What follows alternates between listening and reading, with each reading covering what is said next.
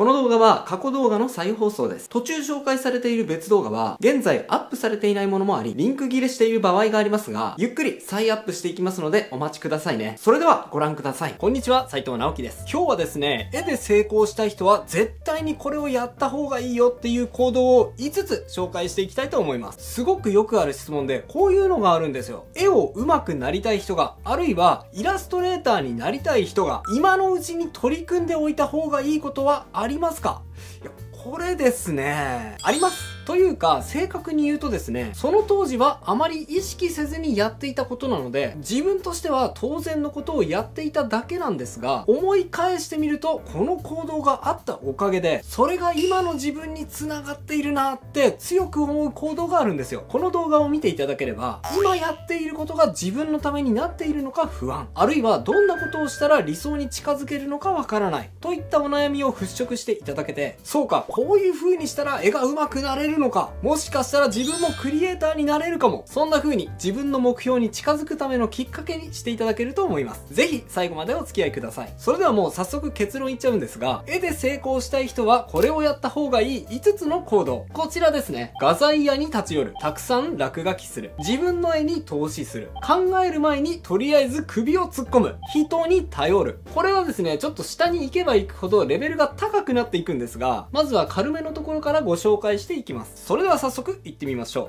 画材屋さんに立ち寄る。はい、最初におすすめするのは画材屋さんに立ち寄るってことです。実際僕もですね、高校生の頃から割と頻繁に、といっても月に1回か2回ぐらいかな。特に目的ははっきりしているわけではないんですが、画材屋さんにふらっと立ち寄る癖がありました。僕が住んでいたのは山形の田舎なので、画材屋さんあんまりないように思うんですが、それでも1軒か2軒ぐらいはありましたね。首都圏や結構大きな町に住んでいる人は、世界堂とか湯沢屋とか有名ですよね。特に新宿の世界堂はビル一棟丸々画材屋さんだったりするので、絵描きとしてはめちゃくちゃワクワクする空間です。なぜ目的もなく画材屋さんに行くのか、行って何するのかっていうと、画材屋さんに行くと自分が見たこともない道具がいっぱいあるんですよ。これ何に使うんだろう、あれこんな定規見たことないんだけど面白、そういうものを見ながら、これ自分だったらどういう風に使うだろうって想像したり調べたりすると、意外と自分の絵に活かせそうなアイディアが浮かんできたりするんですよね。例えばですね、画材屋さんに行ったらぜひ行ってもらいたいコーナーがあります。それは、これ意外かもしれないんですが、ボールペンとかサインペンのコーナーですね。いや、わざわざ画材屋さんに行かなくてもボールペンとかペンとか買えるでしょって思いました？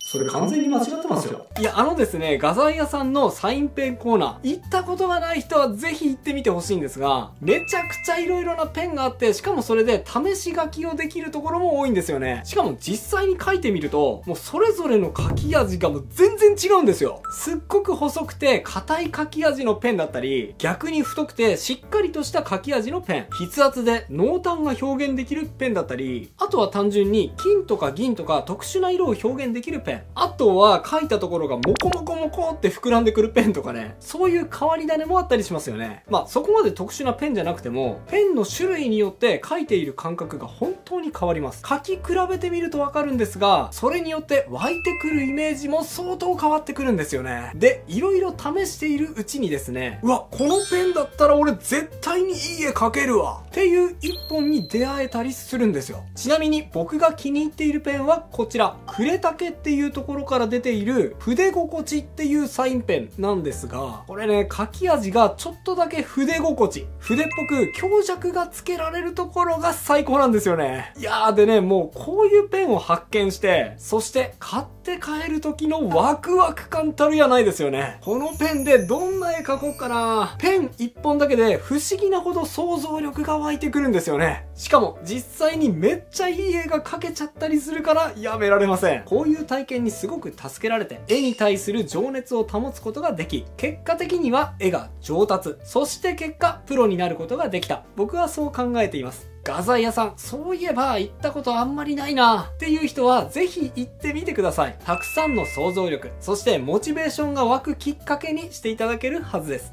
たくさん落書きする。僕は絵の力ってすごいと思ってます。それは人にイメージを伝える素早さ、そして説得力があるからです。例えばですね、絵を描けない人同士で議論していると、意外とみんな話している内容が整理されないまま議論していることがあるので、そもそも共通認識を作ることが難しくて、話がなかなか前に進んでいかないことってあるんですよね。そういう時に絵を描ける人が、今話している内容ってこういうことですよねって図説をその場で書いたりすると、まさにこういうことだよってその場の人たちの間に共通認識が生まれて、急に話が前に進んだりまとまったりすることがあります。僕はこれがまさに絵の持つ力だと思うんです。そしてそれをことも投げにできるのが絵描きの凄さだと思うんですね。今言ったのは情報をまとめる力に近かったですが、キャラクターイラストを描く場合だってこれは同じです。トゲトゲした感じのいかついキャラクターが欲しいんだよ。目がキラキラしていてフリルがたくさんついた魔法少女が欲しいの。こういう要望を他の人から受けたり、自分で考え出した時、それをね、サラサラーと形にまとめる力はどういうところからついていくのかっていうと、僕は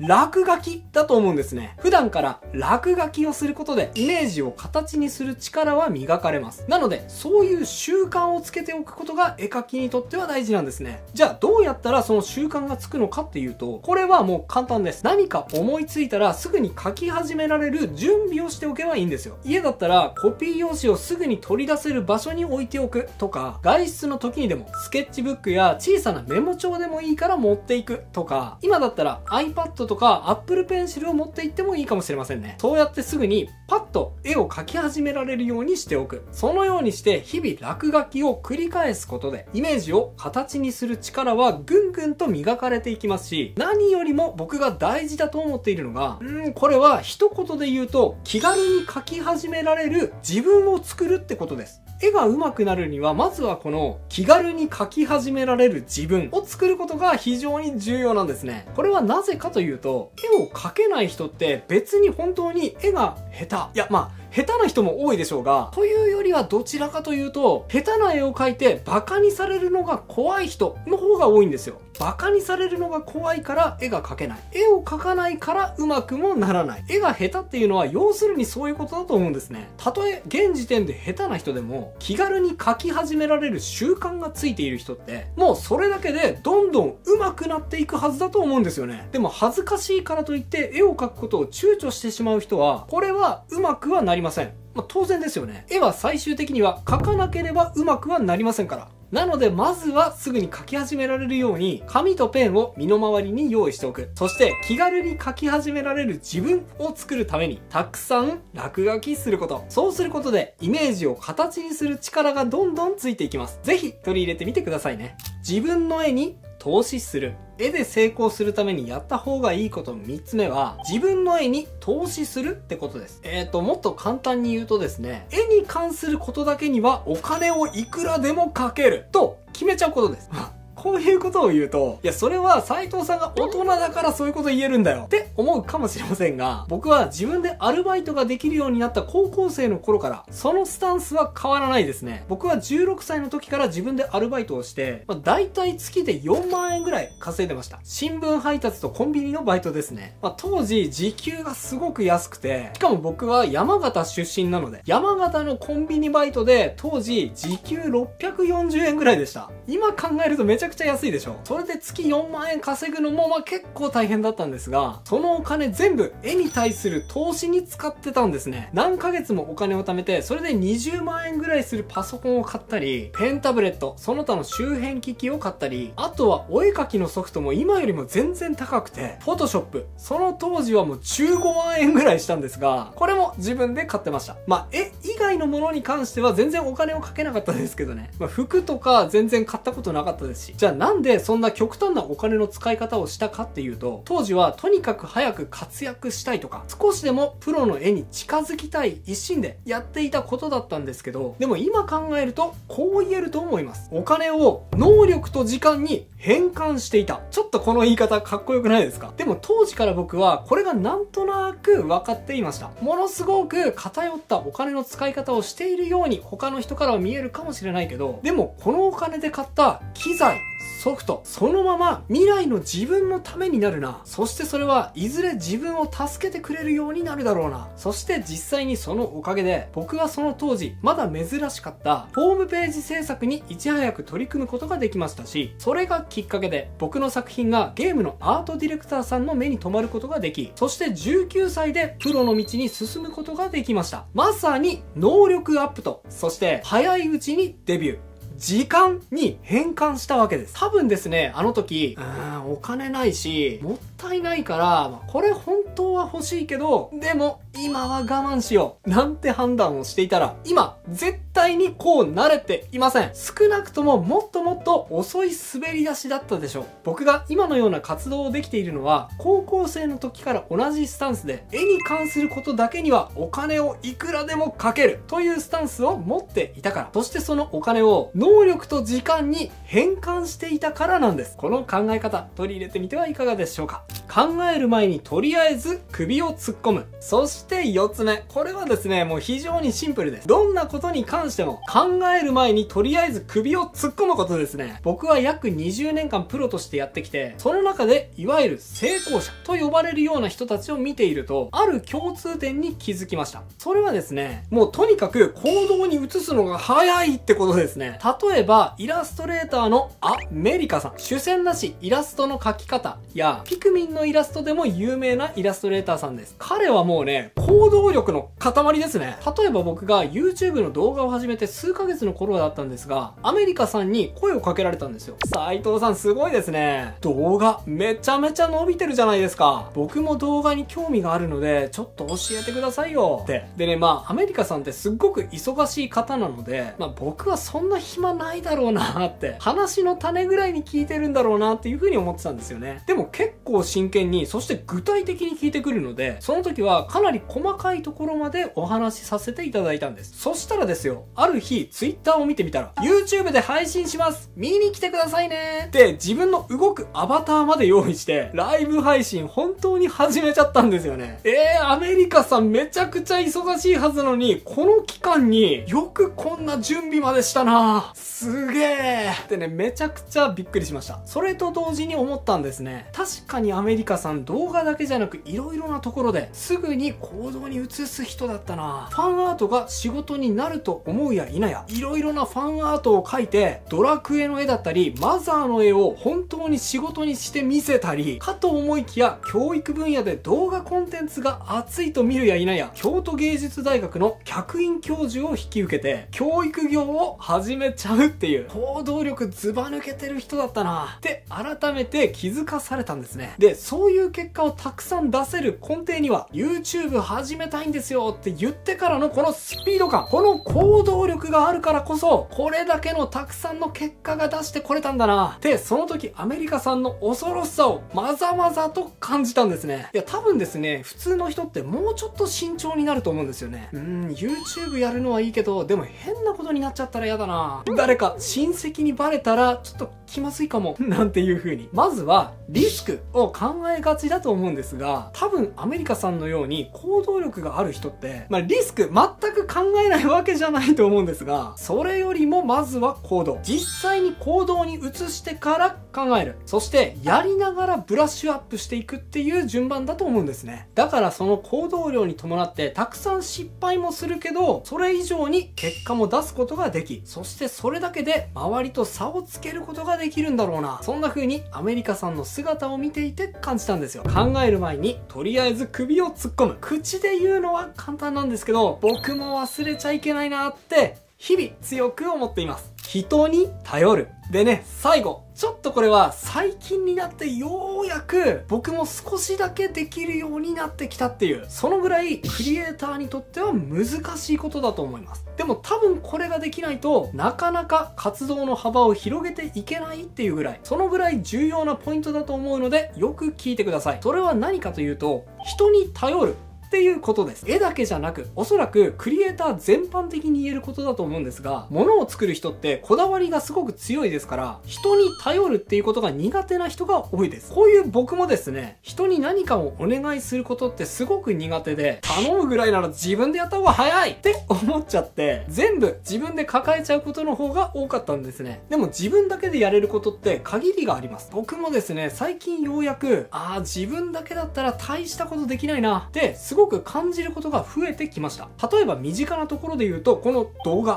動画だってですね、最初は自分一人で作ってたんですよ。はい、どうもこんにちは。イラストレーターの斉藤直樹です。モニターは2枚並べて使うのが好きです。M サイズで916円。いやいやいや、何それ。しょぼって思うかもしれないんですけれども、今見るとめちゃくちゃしょぼしょぼの動画編集なんですが、でも自分なりに言葉の間とかテロップの位置とか、そういうことにすごくこだわって動画制作をしていました。ですが、さすがに仕事も続けながら、動画もってなると時間も足りなくてですね、動画編集をしてくれる方に頼ることにしました。その結果、今こんな風に僕が編集していた時よりも数倍楽しい映像で皆さんにお届けできていますし、何より僕もイラストを描きながら動画投稿を続けていられます。なので動画編集の方には本当に感謝しております。ありがとうございます。あとここ数年でめちゃくちゃ頼ってるなって思うのは、やっぱりね、ワイフの存在ですね。結婚して最初の頃は別に仕事のことを彼女に相談しようとか、ましてや頼ろうとか、全然思ってもなかったんですよね。でも今となっては僕の仕事は彼女がいないと成り立たないぐらい、そのぐらい僕の苦手なところをすごくカバーしてくれています。